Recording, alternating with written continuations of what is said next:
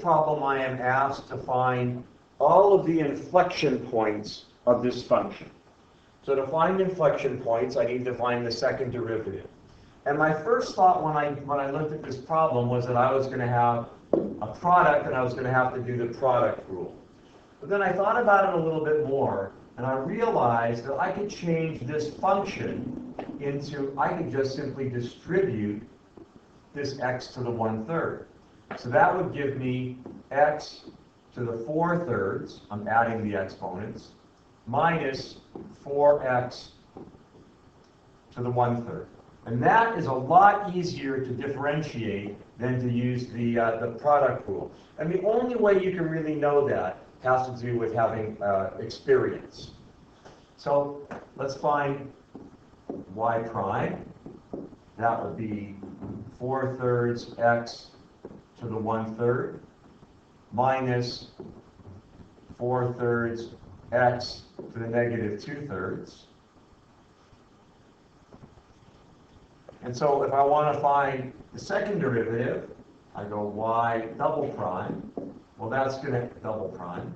That's going to equal 4/9 x to the negative 2/3 plus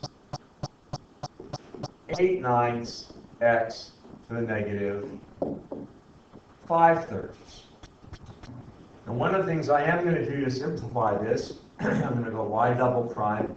I'm going to factor out a 4/9 x to the negative 2/3.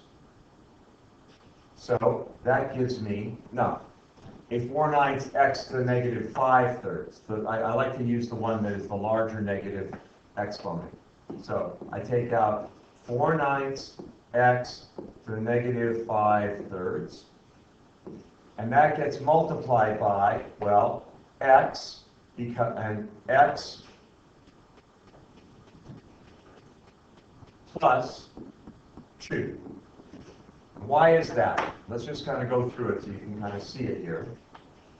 If I pull out this 4/9 x to the negative 5/3, if I were to distribute this back in, so I'm going to multiply that times that, well, I still have my 4/9, and x to the negative 5/3 times x to the first is equal to x to the negative 2/3. So I've covered this term right here.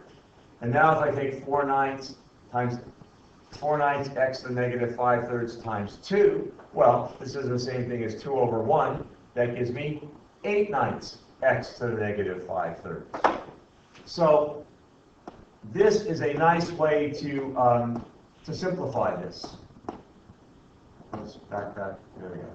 And if I wanted to simplify it a little bit more so it looks just a tiny bit more elegant, I'm going to call this 4x plus 2 divided by 9x to the 5/3. So this is my y double prime.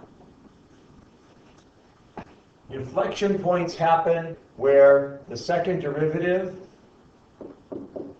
is either equal to 0, sometimes where it does not exist. Now I'm just going to kind of go back to my original function here for just a minute. This original function has a domain of negative infinity to positive infinity. There's no denominators, there's no radical signs with an even index, there are no logarithms. So the domain of this is negative infinity to infinity. It is a continuous function. Now if I go back down here to my second derivative, well, if I'm looking at the domain of my second derivative, I can see that x cannot be equal to 0. Because if x is equal to 0, it makes my denominator equal to 0. Since I know my function is continuous, but I also know that I have a spot where my second derivative is equal to, it does not exist, what that's telling me is that my function is going to have a vertical tangent line at some point. Just kind of think about that. You don't need to know that entirely right now, but if your second derivative doesn't exist, but the function does exist at that point, what it means is that you're probably going to have a vertical tangent line. So I have one point that I'm interested in at x equals 0.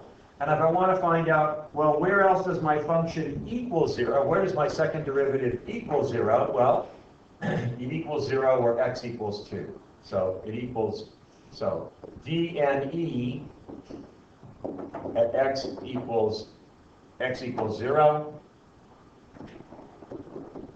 And it equals 0 at x equals 2. So those are my two possible inflection points. So I'm going to make myself a number line. And I have 0, 1, 2, 3, -1, -2, -3. And I have, this is a possible inflection point right here. And then I have another one over here at -2. I should make that a negative sign. I have another one right here at -2. And I'm going to test my second derivative in these two intervals. So this is -2. Let's test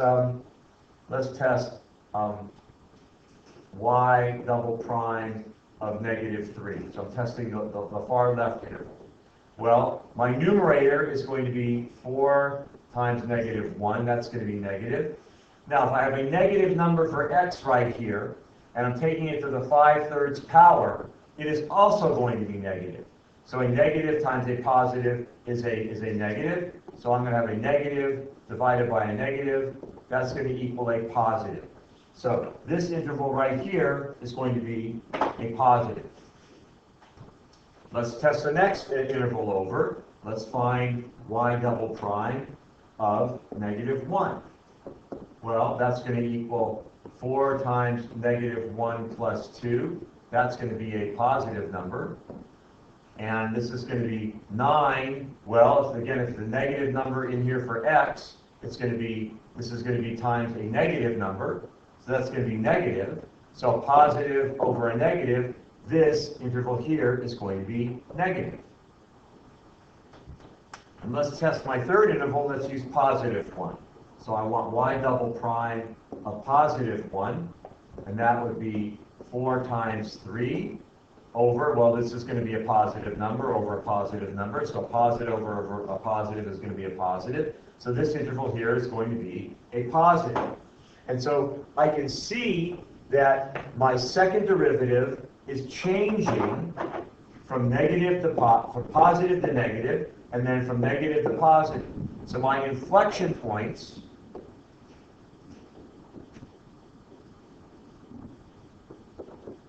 are going to be at x equals 0 and at x equals -2. Well, I just need to find out on the function what those points are. Here again is my function. Let's find y of 0. Well, y of 0, I can tell right away, is going to be 0. So one inflection point is going to be at 0, 0. And what about y of -2? Well, that's going to be -2 to the 1/3 power times -2 minus 4.